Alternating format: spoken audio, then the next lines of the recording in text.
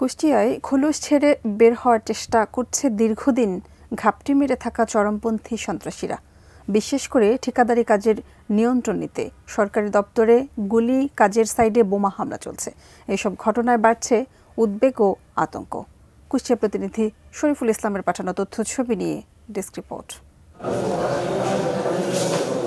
কুষ্টিয়া পানি উন্নয়ন বোর্ডের প্রাচীর ঘেঁষে ডিউটি করছিলেন আনসার সদস্য মামুন। দুপুরের দিকে পরপর 2 রাউন্ড গুলি শব্দ পান তিনি। ভয় পেয়ে দৌড় দেন তিনি। গুলি শব্দ শুনে অন্যরাও ছুটে আসেন। তারা প্রাচীরের বাইরে কাউকে দেখতে না পেলেও রাস্তা থেকে গুলির খোসা উদ্ধার করেন। একইভাবে 31 জানুয়ারি গভীর রাতে জেলা সীমান্তবর্তী দৌলতপুর উপজেলায় একটি সেতু নির্মাণ কাজে নিয়োজিত শ্রমিকদের থাকার ঘরে বোমা হামলা চালায় সন্ত্রাসীরা। এতে সেখানকার কর্মচারী ও এলাকাবাসী আতঙ্কিত হয়ে পড়েন। তারা পিছন সাইডে কোবাইয়ে 3টা বোম বাস্ট করে। 5টা বোমের ভিতরে একটা পড়েছিল আর আপনার 3টা ফাটিছে, 2টা ফাটিছিল। পরে রাজি সাহেব এসে একটা ফাটাইছে। স্বাস্থ্যকর অল টাইম ফ্যামিলি কেক, সব সময় অল টাইম হেলদি লাইফ।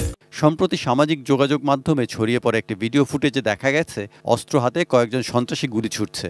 তারা একটি চরমপন্থী দলের সদস্য বলে জানা যায়। ঠিকাদারি কাজের ভাগ ও নিয়ন্ত্রণ নিতে অস্ত্রের মহড়া দেয় তারা। ইতিপূর্বে কখনো এরকম ঘটনা ঘটেনি। রিসেন্টলি এটা 5 আগস্টের পরে আসলে এই ধরনের ঘটনা ঘটলো আর কি। এসব ঘটনা ছাড়াও গত 22 ডিসেম্বর রাতে গড়াই নদীতে একটি ড্রেজারে হানা দেয় চরমপন্থী সন্ত্রাসীরা। চাঁদার দাবিতে তারা কাজ বন্ধ করে দেয়। গড়াই প্রজেক্টে অবস্থিত 6টি ড্রেজারের স্টাফ এখন ভয়ভীতির মধ্যে আছে।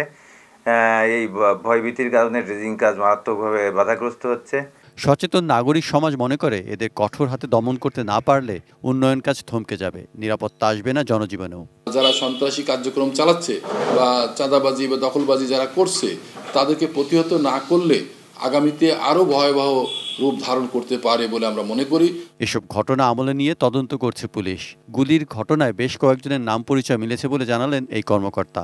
ত্রাণ সৃষ্টি করার মধ্যে এখানে 2টা গ্রুপ কাজ করতেছে। 2টা গ্রুপ, একটা গ্রুপ আর একটা গ্রুপকে দাবিয়ে রাখার জন্য বা সে তার উপর দিয়ে উঠে ওই কাজটা হাসিল করার জন্য সে এটা করতে পারে।